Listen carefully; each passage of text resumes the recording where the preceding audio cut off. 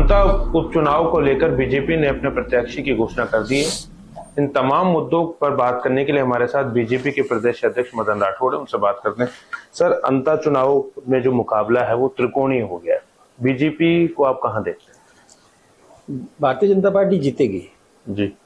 सबसे बड़ी बात यह है कि जो हमने उम्मीदवार दिया है वो अच्छी तरह से सर्वे के आधार पर तय किया है। तो ऐसे व्यक्ति को हमने उम्मीदवार बना के उतारा है। और जब जनता तुलना करती है कि एक तरफ देखो बीजेपी ने ऐसा व्यक्ति दिया है जो सेवक बनकर के राजनीति के अंदर है, दूसरा कांग्रेस ने ऐसा व्यक्ति दिया है जिस पर कई मुकदमे हैं। एक उनके पार्टी के नेता थे, बहुत अच्छे नेता थे, भरत सिंह जी कुंदनपुर, और उन्होंने खुलेआम कहा था भाया ने खाया खूब खाया, और मुकदमे भी हुए। तो ऐसे व्यक्ति से मुकाबला है हमारा, तो जनता तो चयन करेगी कि अच्छे और बुरे में से चयन होना चाहिए। विपक्ष एक बात और कह रहा है कि आपको इतना समय क्यों लग गया, आप लोगों में कहीं रायशुमारी होने में समय लगा, वसुंधरा राजे जी कहीं नहीं चाहती थी कि किसी को टिकट दे जाए, अब जो टिकट दी गई है क्या सबकी रायशुमारी से दी गई है?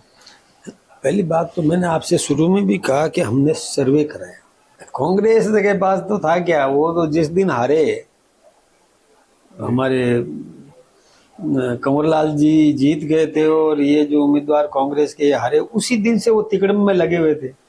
कैसे मैं आऊं, छटपटाहट थी उनको, कैसे आ जाऊं, जल्दी से जल्दी मुझे सत्ता चाहिए। सत्ता की भूख इतनी थी कि तब से हमारे उस कंवरलाल मीणा के पीछे पड़े हुए थे।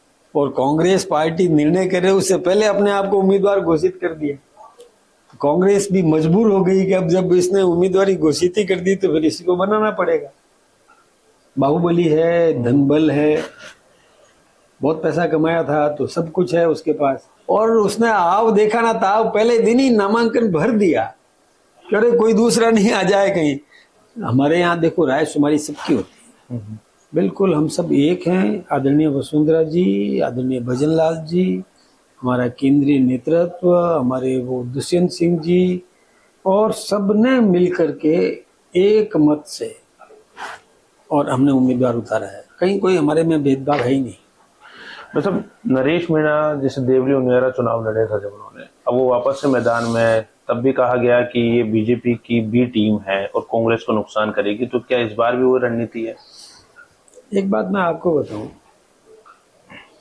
लोग कुछ भी सोचते होंगे, हमको केवल हमारा घर देखना है।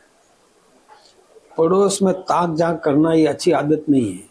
आग लग गई जैसलमेर से जोधपुर में, बहुत सारी इस साल में एसएमएस में घटना हो गई, तो कहीं ना कहीं ये कहा जा रहा है कि सरकार की पकड़ नहीं है, प्रशासन कमजोर, इसलिए लापरवाही ज्यादा हो रही है। ऐसी दुखद घटनाओं पर कतई राजनीति नहीं करना चाहिए।